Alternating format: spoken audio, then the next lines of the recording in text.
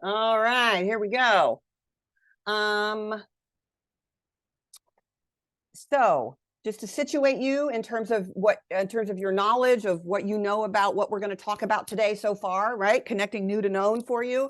There are 3 suffixing conventions in English. You have already learned one of them, the doubled consonant, right? Doubling that final consonant. Today we're going to learn the other 2. Okay.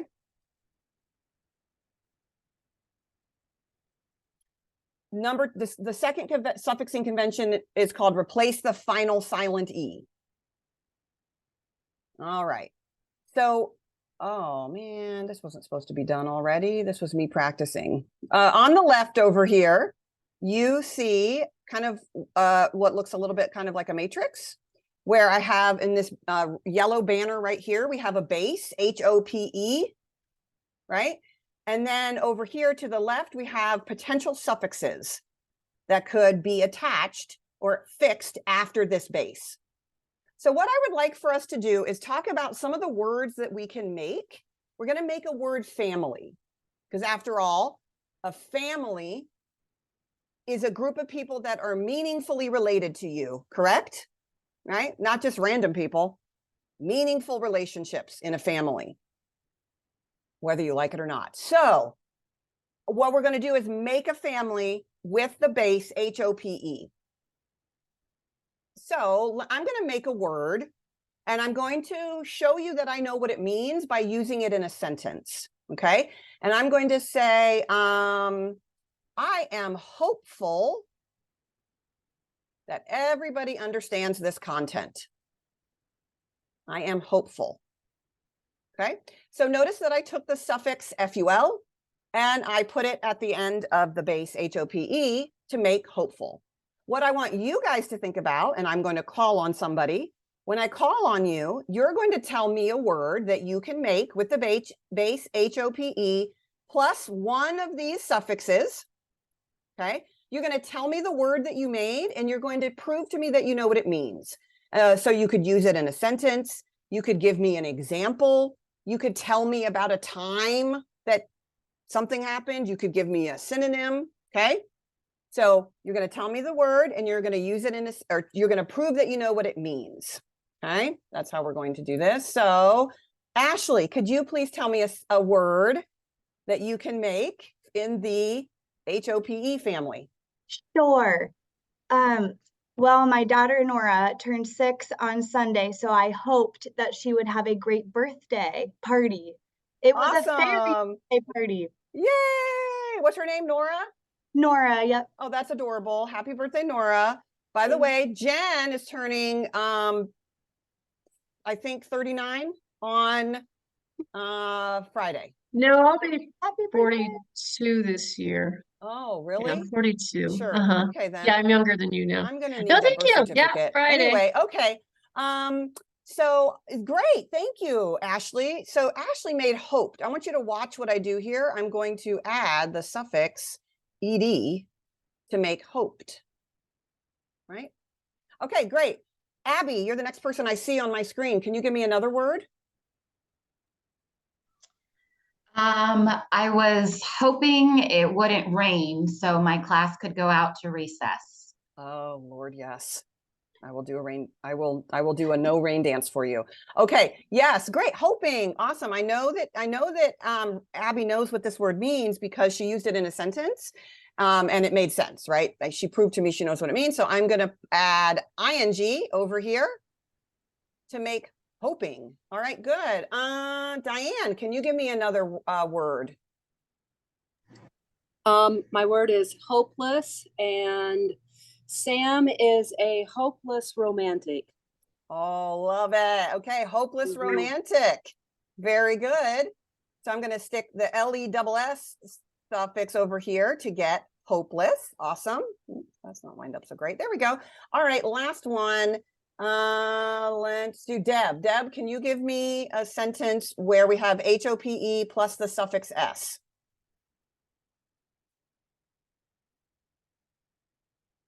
My son is in medical school, so he hopes to become a doctor. Really? That's fabulous. Awesome. Okay. Good luck to him. And Deb told us about hopes, H-O-P-E-S.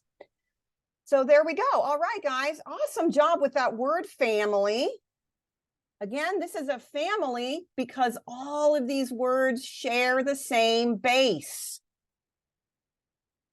Words that share the same base will all have something meaningfully to do with each other, right?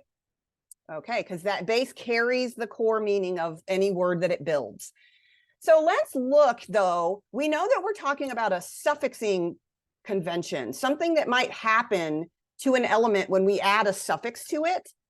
So what is your hypothesis? I want you to take a look at these words over here that we ended up making. Hopeful, hoped, hoping, hopeless, hopes. What's your hypothesis about what might be going on with this? And when you tell me your hypothesis, you probably should mention something about the base and something about the suffix. What do you think that might be happening here? Tracy, do you have any idea? Well, when the base word ends with an E and you're adding a suffix with a vowel, you need to drop that silent E. When the base ends with silent E and you're adding a vowel suffix, if I could just reword that a tiny bit, you replace the E with the suffix. Awesome. Does anyone have, I'm thinking that, thanks Tracy, that she's looking at the evidence here of where, for example, we have a consonant suffix, FUL, and then when we added that to the base HOPE, we did not replace the E. But look what happened with this vowel suffix ED. We're not going to drop the E from hope, but we do replace it. And I'm very specifically using that word replace because I want you and your student to understand that it's not that it's gone. We didn't just drop it off. It is simply being replaced. Hence the movement here of the ED card or the ED suffix, right? Just, it's going to replace the final silent E. And the same thing I think she found with the suffix ing, also a vowel suffix, replaced the final silent E.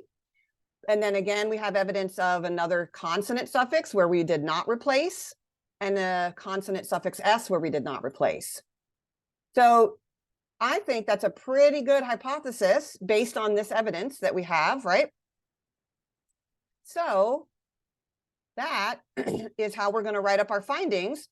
Until we have evidence that contradicts that, we will replace a final silent E if you see a vowel suffix and a final silent E in the base, or whatever suffix you are attaching it to. We haven't, let me just tell you what I mean by that.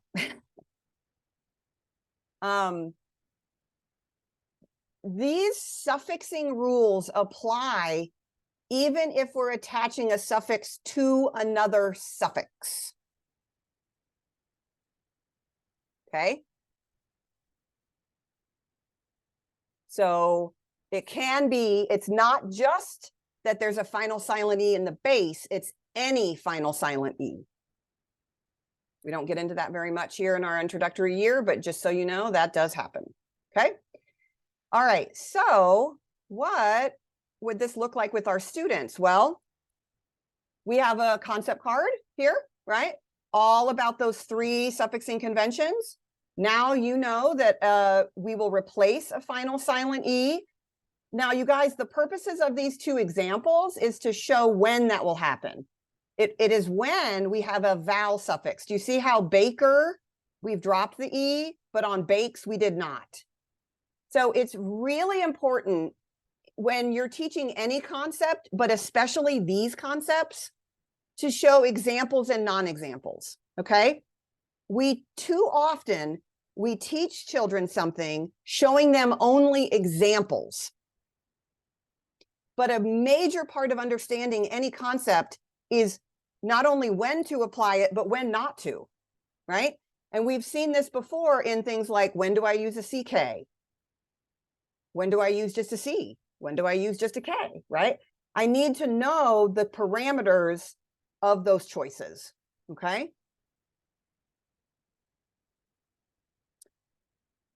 You will sometimes also see this referred to as a non-syllabic E or an unpronounced E. Those terms are all referring to the same thing. That final E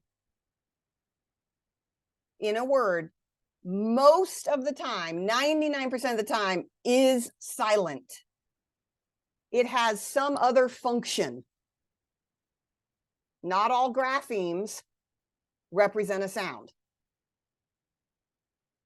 So just be aware that if that final E is pronounced, we will not replace it. So some words that have a pronounced final E, single final E, is like be, recipe, apostrophe, a single final silent E, sorry, a single E final that is pronounced is very few words, okay?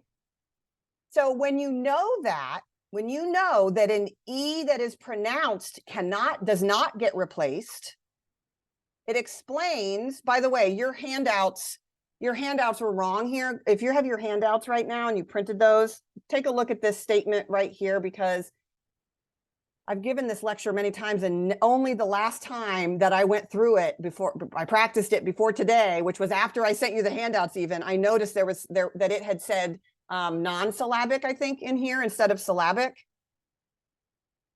So please make that note that a pronounced E will not be replaced.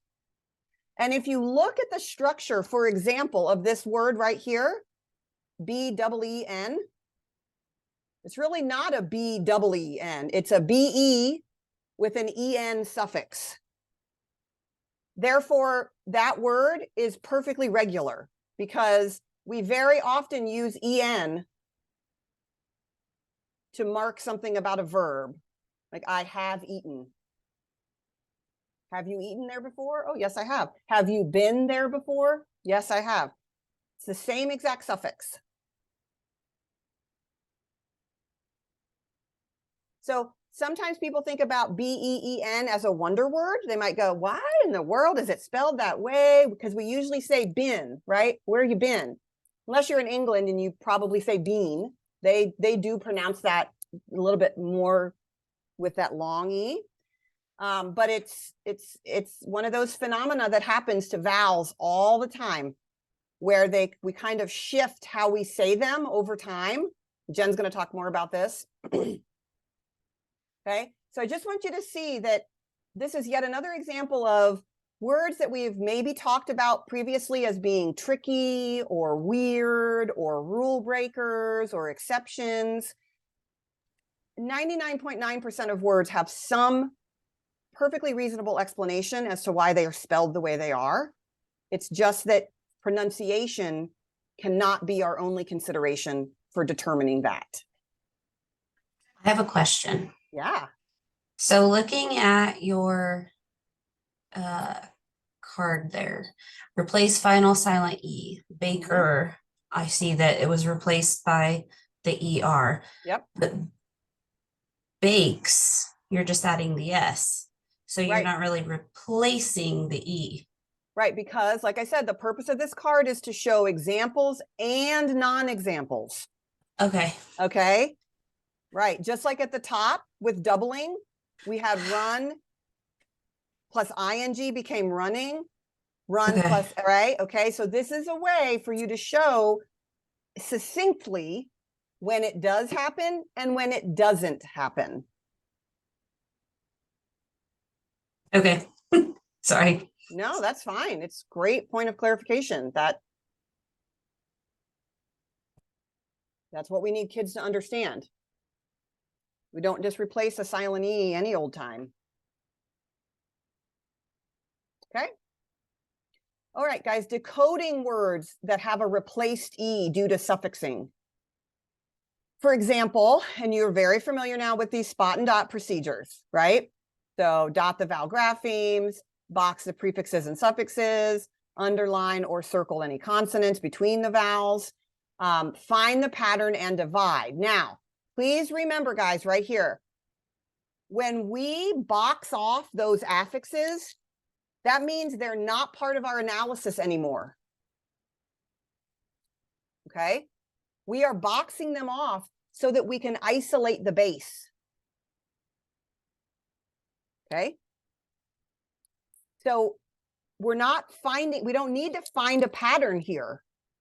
We don't need to divide, because even though it looks like we have two vowels, well, it doesn't just look like it, we do have two vowel graphemes. One of them is in the suffix. So we're left with a base element with one vowel. Okay? Now, code the vowels and scoop the syllables and identify stress. Do you notice what I just did there? I think it can be helpful for a student, especially if the suffix doesn't start with an E, especially if it starts with like ing. What do they need to remember? They need to remember that there was an E after that K that got replaced. So what I'll do sometimes is have them actually write in that E. That's why you see it's kind of written in pencil, so that they realize that that's an A sound. Otherwise, they might think it's rack, right? Which we can then remind them that, well, wouldn't rack have a CK? Right? And such a huge takeaway, because I do this with my private students all the time, and most of them I've worked with for at least a couple of years, so we are constantly practicing these two rules. When do we double and when do we replace? Huge takeaway that I highlight for them and drill into them is the replace rule. It will have happened when there's just one consonant between those two vowels. We're going to have a long vowel sound in the base. It's when there's two consonants, we had to double that consonant basically to kind of protect typically the short vowel sound. Sometimes it happens like with an A, like AR with vowel R, but primarily it happens with short vowel sounds. So if there's one consonant between the two, you're going to have a long vowel sound in the base. If there are two that are the same, the doubling rule has been applied and you will have a short vowel sound, a closed syllable. So I really drill home that point. How many consonants do you see between to help them know the sound that it's going to make? That's an excellent reminder. Thank you, Jen. And it's such a huge takeaway. If we haven't said this enough, multiple consonants after especially a single vowel letter, truly, especially when we double them on purpose for no other apparent reason to do so. Like, why do we need two L's at the end of spell?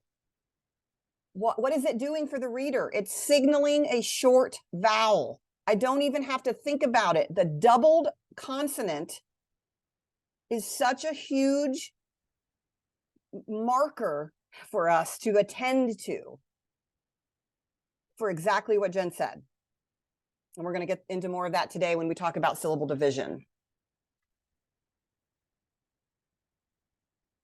So then I scoop my syllables. Remember, guys, again, what might happen here is a kid might go, oh, rack or rakied. Rakied? Raked? Rake? No. Doesn't sound like a word I know, right? So I sometimes I have to prompt for those other sounds of ED. This happens usually when we're trying to read words in isolation, right? On a list. Most of the time kids have an easier time, which thank God we don't always, we rarely do we ever read words from a list. When do we read words? In connected text. So when we can get our students to the point of reading connected text and they come to a word they don't know and they're fluent enough where they're understanding what they're reading, they're not going to say raked. As long as it's in their spoken vocabulary, right? but in isolation, what we sometimes have to remind kids of is that especially that ed suffix can have those 3 different sounds. Okay. So depends on your student. You might need to Also, have once that again, this conversation. is where understanding morphology comes into play, because we know ED means that it's happened in the past and it's already occurred. So that can also be a reminder. You've got a box right there. What do we know about ED? Okay, so Absolutely. just increase that depth. Yeah. Use all the tools. Okay. Now, encoding or spelling words with, oh, that should not say doubled consonants. Sorry, that should be a dropped consonant. This was me cutting and pasting another slide. You get the idea. This is, remember, we follow our script. This is not a new script for you. You've already been telling them to check the joins because you've already taught them doubling. But now we're checking for something else in the base or the element we're attaching it to, right? So here we have, he taped his old drumsticks. Say taped. Taped. Simple or complex? Complex. How is it built? They need to show you how it's built, ideally with those base and finger cards that you were given. Or they can show you with their actual hands and fingers. It is a base and a suffix. And I can't tell, is that after the base from your? Nope, this is. Okay, thank you. The base and a suffix. So now they can make the word sum. How do they know how many underlines to make? Because they just told you it was 2 elements. Each underline is an element. Okay. Now, because I'm starting with the base, I can have them do the thing that they do with bases, which is tap the sounds, right? Ape, right? Name the graphemes, T-A-P-E, write and name, T-A-P-E. What's this? Now I ask, what's the suffix? ED. Please, please, please make sure that when you see letters written inside of angle brackets, you should be announcing the graphemes inside those angle brackets. This is something I've seen people, when you're reading from a lesson plan that you didn't write, and it has a word inside of angle brackets, a lot of you are saying the word. That is not what you should be doing. You should be announcing the graphemes inside of those brackets.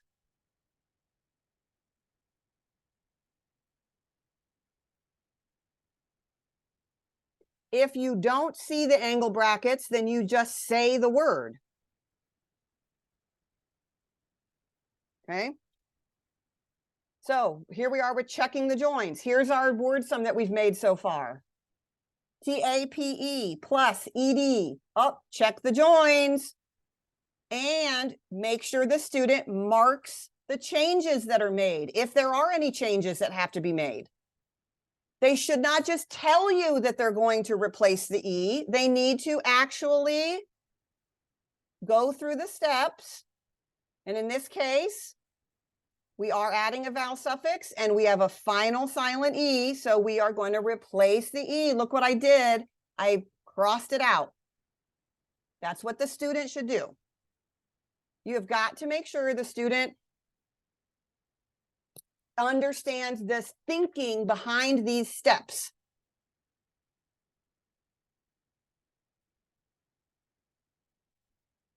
So I marked my changes. Now I can finish my word sum. Is rewritten as, this is not you writing this arrow or you saying is rewritten as. This is the student doing it. T-A-P, replace the E, E-D. Notice how I announced what happened.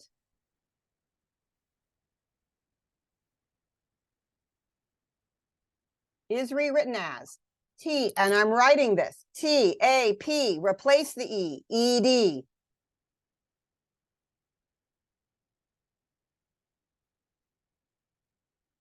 Okay.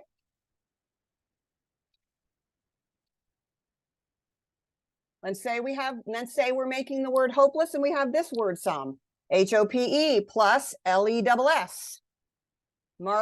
Check the joins and mark the changes. Are there any changes going to happen here? If the kid says no, don't just take their word for it.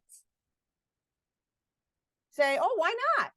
How do you know there's no changes? They should be able to tell you, in this case, that it's because there is that we're not adding a vowel suffix. As soon as we're not adding a vowel suffix, we're not making any changes based on what your kid knows thus far. Because all they know is doubling and silent E, replacing E, right? So far. I have a quick question. Yeah. When they're rewriting or when they're writing the word sums on their actual paper, and they say is rewritten as, do they have to rewrite it and then also write it above so they're spelling it twice, or can they just rewrite it above and just be done with the word? Yeah, so you're saying so they get to the is rewritten as, and then normally they would go ahead and write it right there, right? And they would then rewrite it. Right now, it's to rewrite it again, announce it again up there. Okay. But great question, Bree, because all of that scaffolding is meant to be taken away only when your student has proven that I would never take away the actual word some, but here's what you can do, Bree. If your student has shown that they're very reliable and especially if they've marked the change over here on the word some on the side, right? Like, they're going to replace that E because they've marked it. You can let them go ahead and just write it directly on the line, right? You got what you're saying in the sentence. Yeah. My student's doing a great job, and I thought it's just really tedious for him to have to do it. And I can tell he's just kind of bored with having to write it twice. As long as he's marking on the word some that he doubled, like makes another P, for example, on tapped or something, right? As long as he's marked it over here, he can rewrite it directly on the line. Okay, thanks. Sure thing.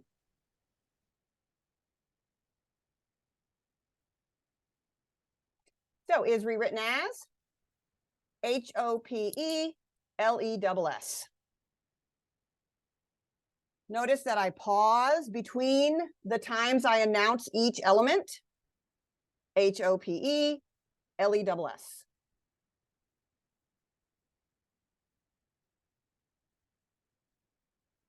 Look at all the practice the student is getting naming letters. Right? I know that we practice letter naming in isolation quite a lot, don't we? Especially in that introductory lesson. But just because we stop the introductory lesson plan doesn't mean we stop naming letters. Naming letters is so key because it is literally the only aspect of a letter that remains the same no matter what. No matter how it sounds when we say it, no matter what script we use to write it, the name is the anchor. And that is why we drill that so hard in those introductory lessons, that students can name letters. It is so important. And it's also why you can eventually, the whole reason we practice anything in isolation, you guys, is so that they can apply it when they're actually doing literacy tasks. So we learn how to blend and sounds and blend phonemes and segment words into phonemes in isolation so that we can do it when we're reading and spelling. And we never stop having them read and spell. So if you're not sure about, especially once you leave your practicum, and we've been very clear with you about okay, you're going to use a foundational lesson plan. Yes, you're going to do every part. I don't care if your kid needs it or not. You're going to do every part. We need to know you know how to do this. Okay. Please understand that when you're done with all of this and you go out into the world and you're practicing on your own, you are the one to make these instructional decisions about your students. And the things that you do in isolation should have meaning, should be applicable to actual literacy tasks for reading and writing.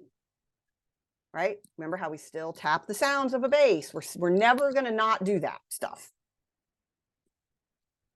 Okay? So that was replace the final silent E. And we have one more we need to talk about, which is changing Y to I.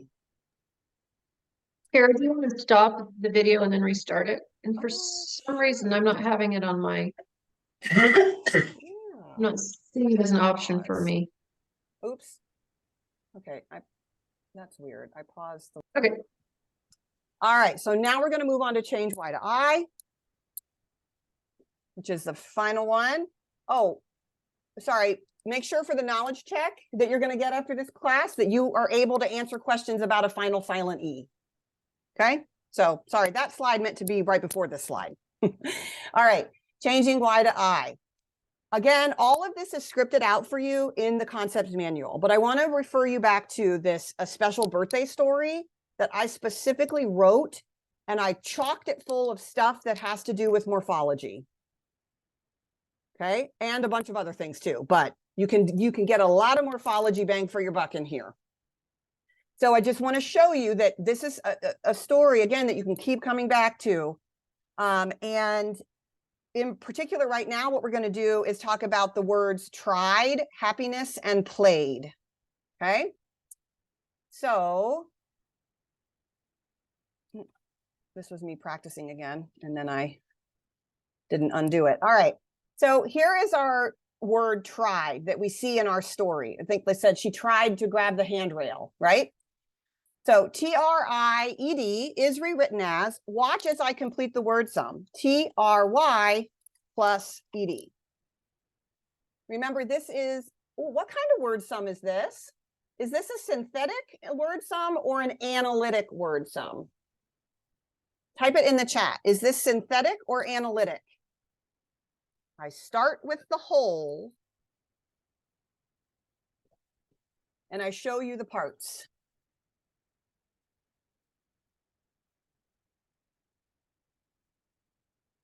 It is analytic. Yes, very good. I'm analyzing the whole. Okay, great. Here's another word, happiness. Her mother cries from happiness, I think it says in the story. That word is rewritten as H-A-P-P-Y plus N-E-S-S. And we have played, which is rewritten as P-L-A-Y plus E-D. So we have to come up with a hypothesis here, again, looking at our evidence. And so what we want to make sure we're doing is looking at the base elements. Whenever we come up with a hypothesis, we got to refer to the base and something about the suffix. So I want you to take a look at this evidence here, and I want you to tell me what you notice is happening.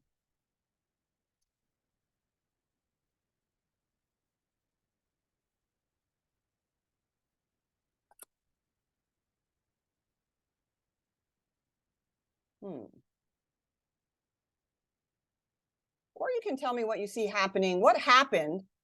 What happened specifically with the word tried? What happened there? Angie, what happened with the word tried? Or what happened to the base, try, T-R-Y, when we added an E-D?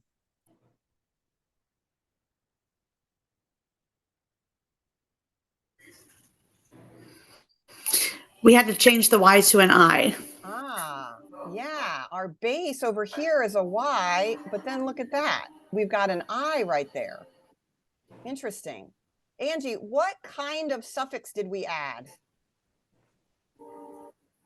How could we refer to this suffix? Is it a vowel or It's a vowel consonant? suffix. Ah, very good. It is a vowel suffix. All right, I will highlight it in violet. Okay. So what about in happiness? What happened there?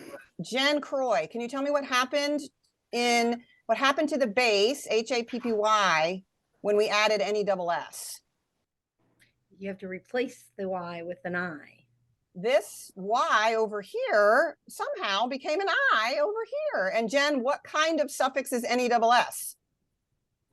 A regular, a consonant suffix. Excellent. It's a consonant suffix. Very good. Okay. All right. Now, so let's just look at our evidence with these two right here. Forget about this third one. What do we think is going on just from looking at these two? I'm going to give you a sentence starter.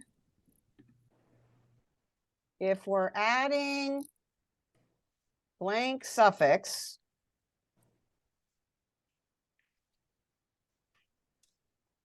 and we see blank in the base, we blank. Who can fill those in?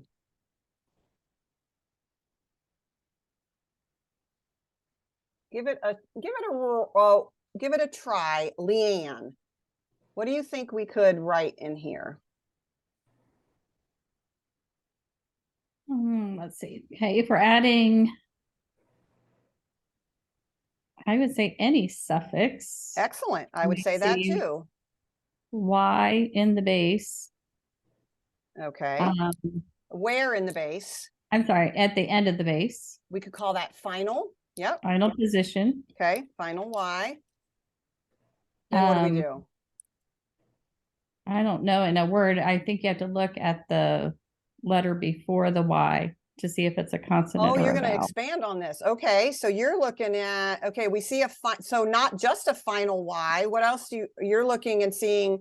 There might be some, so like play has a final Y, but did we change it to an I? No. No. So what's different about the final Y in happy and try?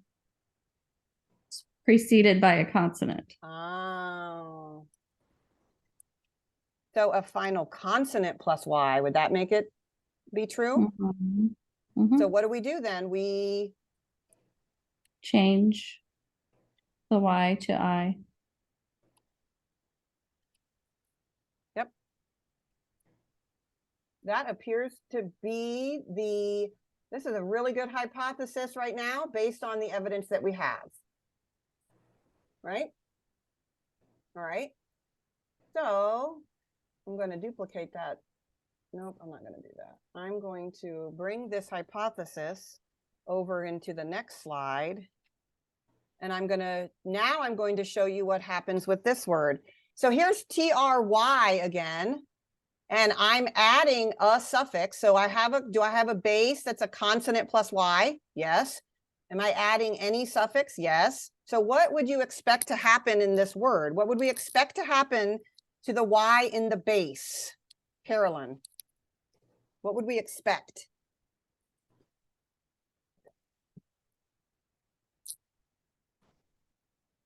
You're muted.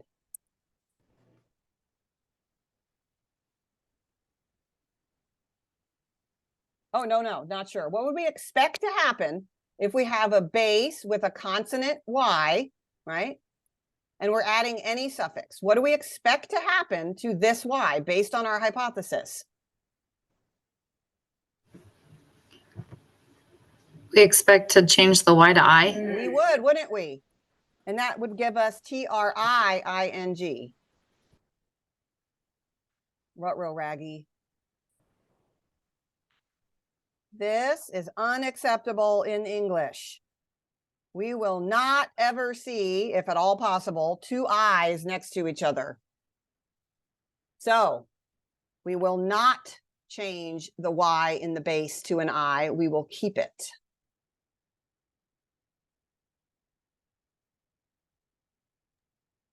Does that only apply if it's ing? No, it is any suffix that starts with I. Okay. Right. There's just a few. There's ist, like one who, like a guitarist. And there's ish, like somewhat, like childish. And ity, like equal, equality. But those are the only four. but primarily, especially with introductory kids, going to be ing. Excellent. So I added here a little exception,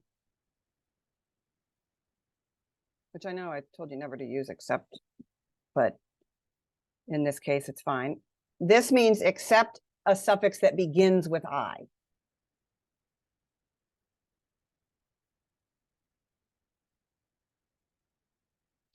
And there are many conventions that govern English spelling. And in this case, we see two competing conventions. One convention of English spelling is that we do not double an I.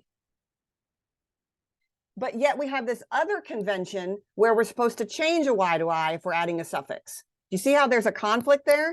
So one of those conventions is going to override the other. And in this case, the one about not having two I's together wins that battle. Okay. So it doesn't happen very often, but there are times when the conventions of writing conflict with each other, and then you have to know what to do. Okay.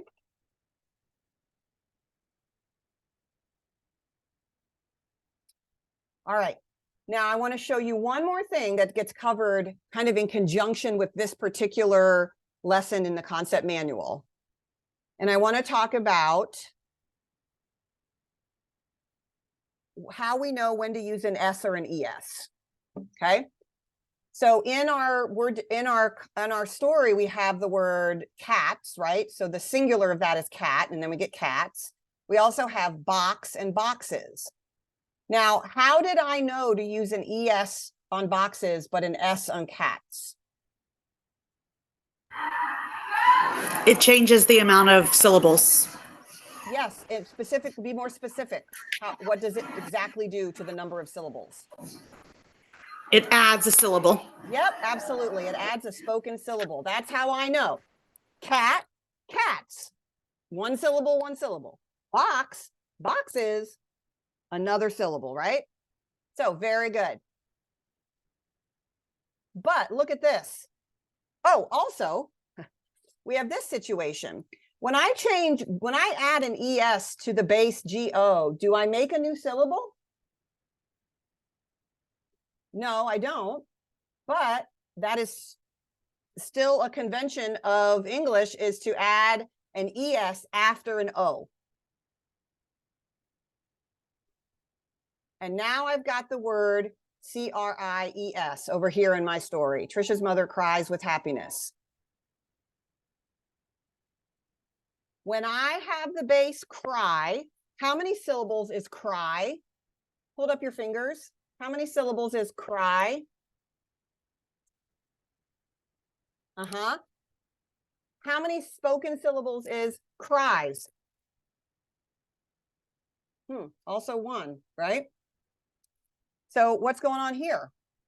Well, I added an ES, obviously, if you look at the written form. And so why did I do that? It's not because I added a spoken syllable, and it's not because the word ends with an O. It's because when there's a spelling change in the base, I use ES.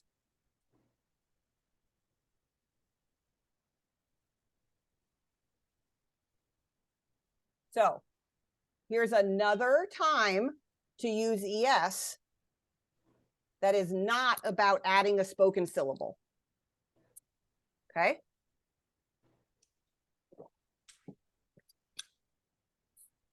This is a scripted lesson for you. Is this something that kids are going to know how to do after you tell them one time? Probably not.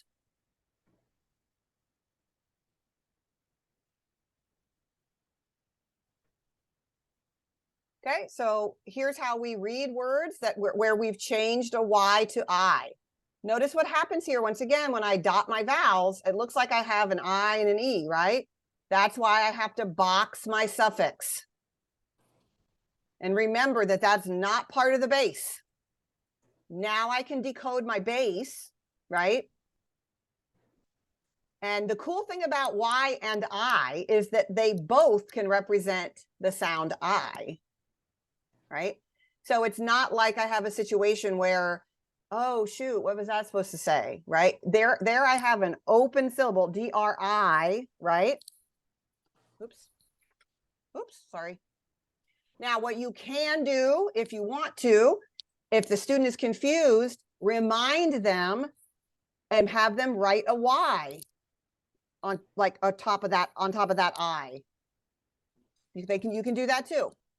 To remind them that was that I, the Y got replaced by with that I, got changed to an I. The Y got changed to an I, okay? All right, and now we're checking again, right? We go through our whole thing. Here we have CRY plus ED. Check the joins and mark the changes. That is how I mark a change. Do you see that? I literally, my student has to cross off the Y and make it an I. Is rewritten as CR, change Y to I, ED.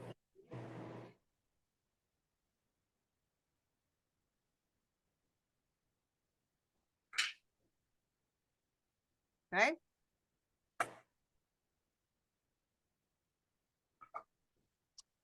All right. Right now, I want you to finish these word sums, please. You're going to mark any changes over there on the left hand, on the two elements, right? Mark any changes, finish the word sum, and then be ready to announce the whole thing to the class. So please work on those right now.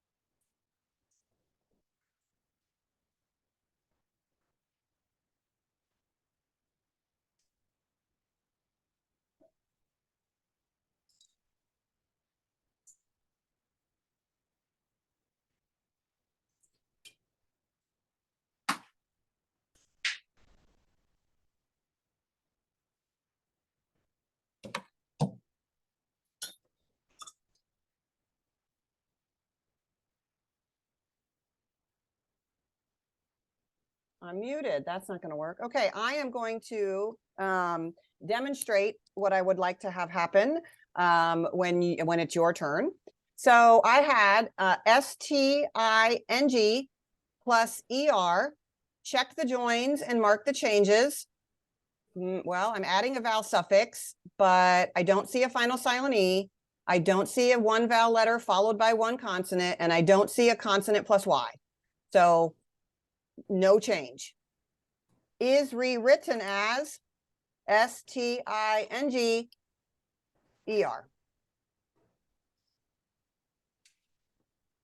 Okay. Does someone want to volunteer to do this one? Because I might call on you later for one that's harder, and you might want to have done this one. Who's going to try it?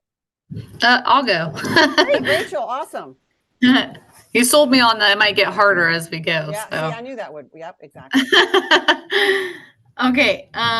So I have tape plus ed. So don't announce any words. Don't pronounce any words. Name the grapheme. So what do you have first? TAPE plus. Nope, there's no E there. I wrote it on mine and I crossed it out. Sorry. I'm failing already. Nope, you're fine. This is why we're doing this.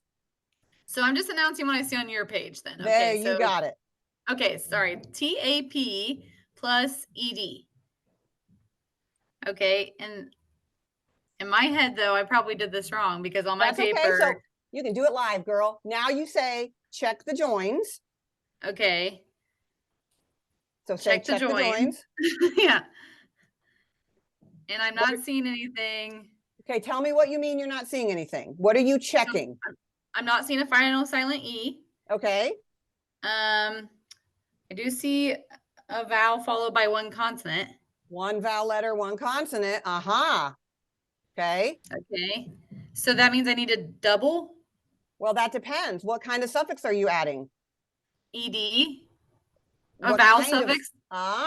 Does that force us? That's okay. Does that force us to double this final consonant? Yes. Yes. So what should we do on our paper? We should write another P. Yes.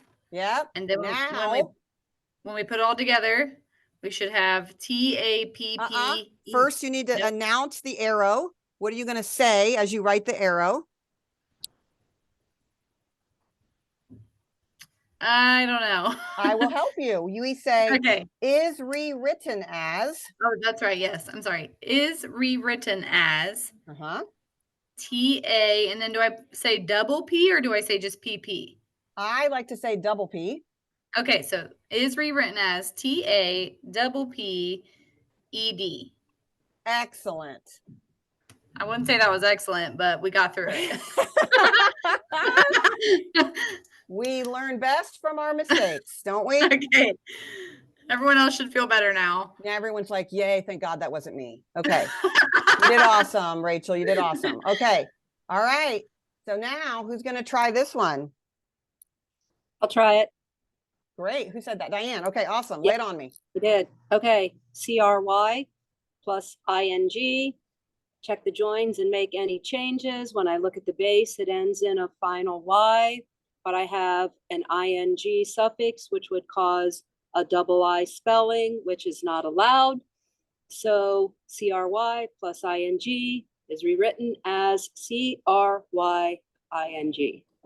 Wow. Beautifully done. Now, the only thing I would say is it's not just that it has a final Y, it has to have a final consonant plus Y. Okay. Other than that, excellent. Very good. See how she explained her thinking? All right. Oops. Let's do the next one. I'll do it. Awesome. CRUMBLE plus ING. Check the joins and mark any changes. So I would drop the E. Well, I would replace the E with ING. Why? I mean, why would you? Not the letter Y. Why would you? Because it's a silent E and we just, I don't know the reason. Yes. I just know it's a silent E. Yes, because you're right. Keep going. That's not the only checkpoint though, because this is a silent E, meaning we don't need it. It's not going to get pronounced. And what kind of suffix are we adding? I have a vowel. I'm adding a vowel suffix. So those are the two reasons why. Yep, we would replace. Good job with that. Replace an E. So then what are you going to say? Is rewritten as CRUMBLING. Excellent. Now I would probably maybe in the beginning also add I would say CRUMBL, replace the EING. Okay. Okay. That's a really good habit for kids to get into because it's, again, forcing them to announce what happened. Something that can get dropped once they've proven that they get it. Very good. Oh boy. Okay, who's our overachiever is going to try number 5.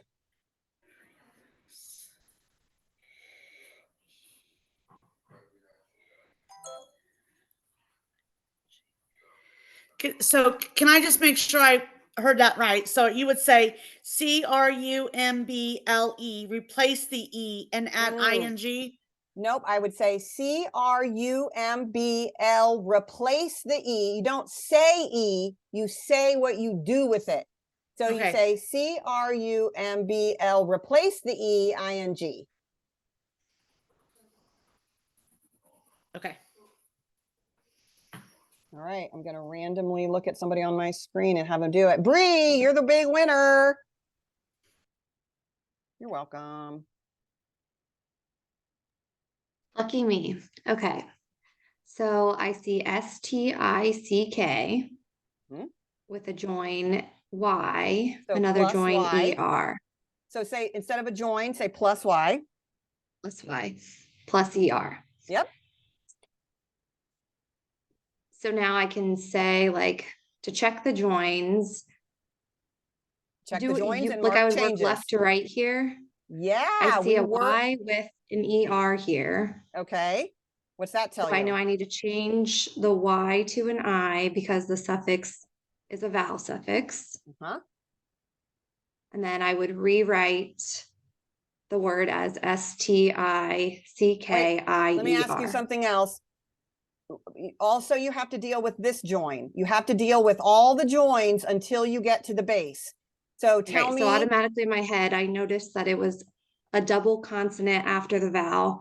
It's a digraph that's going to make one sound. So I know I just would add the I. Excellent. Now you can tell me. STICKIER.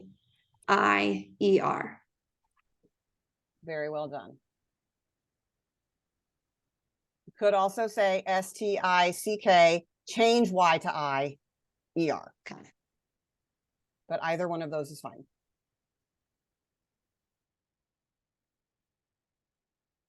Yep, so that's a good one. See how we're adding more than one? We added more than one suffix. That happens a lot in English. So we have to check the join back from the arrow backwards until we get to the base. So that was a little more advanced, but excellent job. Any questions about that? If you have not been doing that with your student, you may start now. When your student tells you about a change or no change, please ask them to explain their thinking. And don't just ask them if they get it wrong. We remember and learn the things that we have to recall. Remembering and learning is all about recalling information when we need it. You have to force kids to do that.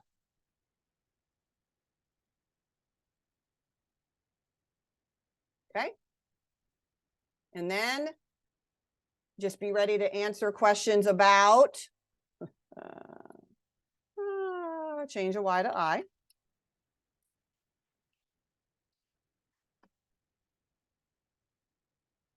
And how to represent those elements, meaning like I use angle brackets when I want to spell something out. Or if it's written on a word sum, I know I'm going to be announcing the graphemes, not pronouncing the word. right? I'm announcing what's happening.